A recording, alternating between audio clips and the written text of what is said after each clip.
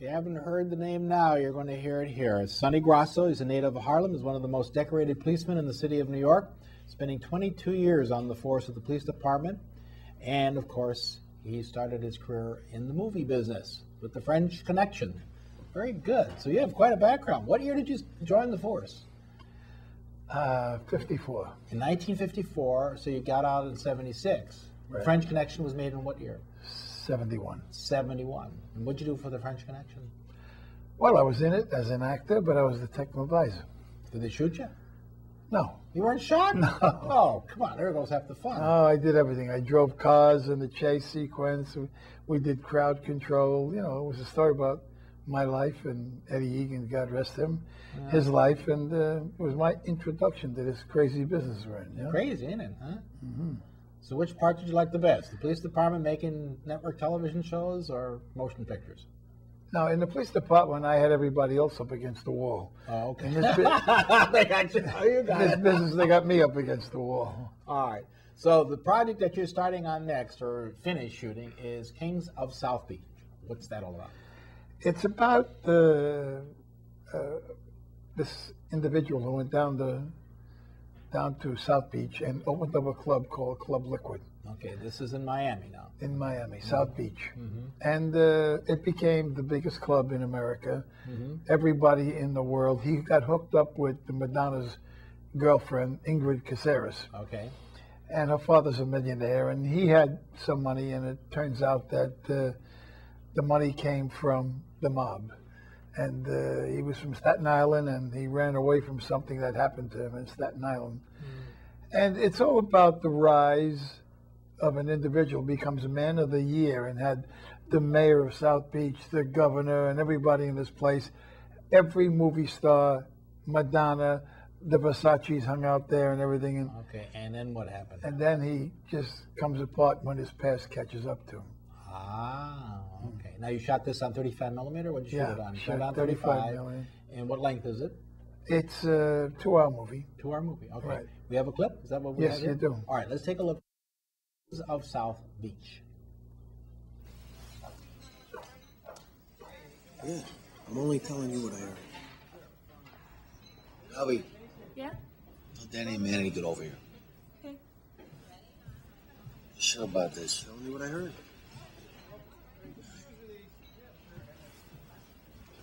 Girls, join me for a second. What's up? We're checking IDs tonight. Every one of them, and I don't want to see any candy being sold tonight either. Why? What's the matter? We're taking a raid tonight. Where'd you hear that? Doesn't matter where I heard it. They're going to pretend like they're checking IDs. They're really going to be looking for dope. Wait, you sure? Because I didn't hear anything like that for tonight. Yeah, they're talking about losing a lot of money on account of a rumor. 6. That's the number. 6 out of 10 Americans are now in debt. That's over half the country. So if you're in trouble with debt, you're not alone. If your credit card bills are piling up and your balance just isn't going down, call Consolidated Credit now. They'll get the credit card companies to reduce or eliminate your interest. They'll consolidate your bills into one easy payment. And they'll cut your monthly payment by up to 50%. All that so that you can pay off your debt fast. 6 out of 10 people may be in debt. But one call to Consolidated Credit can get you out. They're the freedom people. Free, free, free.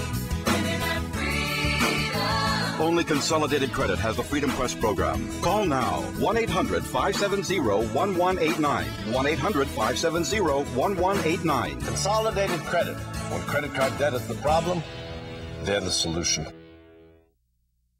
Yeah, well, I spent 5 years in undercover, so I was a mole in the mob, you know. You did what? Yeah, I spent 5 years in undercover. And how did you get in there? Just sign up for membership and that was it? Yeah, you know. You work your way up? You work your way in with people, you know. You get a guy who wants to help and cooperate, and, you know, he brings you in. Because they're feeling that because you were with the police department. And, yeah, but usually what you do is you get somebody who, you got him real good, and he's going to go away for a long time unless he helps, and so he helps. You do the squeeze play. Yeah, that's right. So he doesn't go to jail. So is it pretty hard on your system to be an undercover because you had to be on guard all the time? Yeah, it's something you get acclimated to because you understand your job. You go with somebody who's had some experience and gives you at least a little So you have broad knowledge. You got okay. an idea, and then you really gotta, stay in character all the time. And sometimes for your family. What was your character all about? You I don't know, or what? Or Well, I was. You carried your heat. No, I was. Is that the correct term? Yeah, that's right. Yeah. Oh, okay. Yeah, I was in the dope business. You were in the dope business. Did you have to sell dope or anything? Or? No, I used to just buy it. Oh, you were just a buyer. Right, buy and it. you bought it from the from the people that I could weasel my way into, and then when I made enough buys in a neighborhood, the policeman who observed me would go out and lock up everybody I made buys. Oh, the police department would follow you. Right. Oh, right. Okay. So they think that you're still the bad guy, and you've been. Oh, okay. Did the police department haul you in too? Oh, lots of times I was in a paddy wagon, and I didn't. I didn't like it one single bit. Oh, I bet. But the fingerprint you and handcuff you right through the whole procedure. No, but once I got there, then I had ways of letting them know who I was. Now, how did you quit? Did you just say that's enough of overtime, or? No, I couldn't wait to get back into becoming an arresting officer because I wanted. You didn't like being arrested. No, I wanted to be the guy that said, "Don't leave the city. The chief may want to talk to you." You know what I mean? Every time I'd find out what the information was, the arresting officer would go in and lock up the guys who were selling drugs. But don't you get a benefit for the collar? Well, hey, listen, I was the youngest first grade detective in the history of the New York City Police Department. All right. So I made a lot of buys, and if you don't have trials and the people cop out, plead guilty, that all goes to your credit that they were legitimate, good buys. And now, does that add to your pension when you leave the police department? No, but I became a first grade detective, which is the high pay. That's a lieutenant. High pay. And then how did you walk away then? I walked away to do Kojak. Telly Savalas? Yeah. What'd you do on Kojak? I did the first 22 shows of Kojak. Oh, okay. What did you do on those productions? I was in a lot of them, but I was the technical advisor and the story consultant. Yeah. No, because Teddy was to come to Magno Video, Magno Sound, and do all of the Foley tracks. Yeah, that's right. Yeah. Wow. He was for a close company? God rest him too. He was a great guy. Then I did the first 22 shows of Beretta too, and I didn't feel as happy. Why? With that guy. Was it done in L.A. or what? Yeah. And you didn't feel happy with him because he was a screwball or what? Yeah, he was a bit of a screwball, yeah. A terrific actor, and he wrote music and everything else, but just didn't have his... He had an odd sense of humor that I didn't enjoy. What do you think about that murder? Yeah. Do you think he would have been that M.O.? I'm using his terms, folks. Using his terms. I have my... Your doubts. I have my doubts about what went down that time, and people draw those suspicions on themselves when they act differently. You know what I mean? Yeah. So, but then I wound up coming back here and working on my own stuff. I wrote a book, and we did that movie with Ben Gazzara and Paul Savino and Robert Vaughn. Now, do you find, do officers in the police department come to you with ideas for Absolutely. all the time?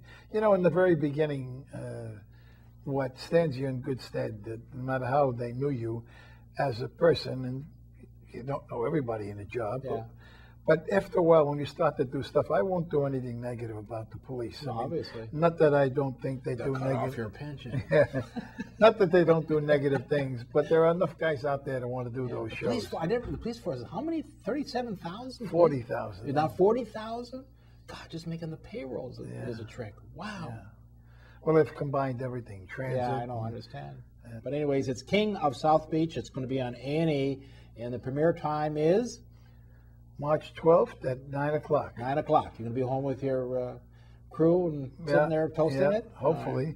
Well, but though Monday is Rayo's night for me, I have a table in Rayo, so I may have to be in Rayo's. What's Rayo's? Rayo's a restaurant up in Harlem that... Where do you go? Collect your protection money or what? You can't get into Rayo's. Okay. All right. I presume it was a restaurant. Okay, Sonny Grosso. I thank you, sir. Very enjoyable. So in the next project, you come over. Okay. All right, we got a dash. We'll be back.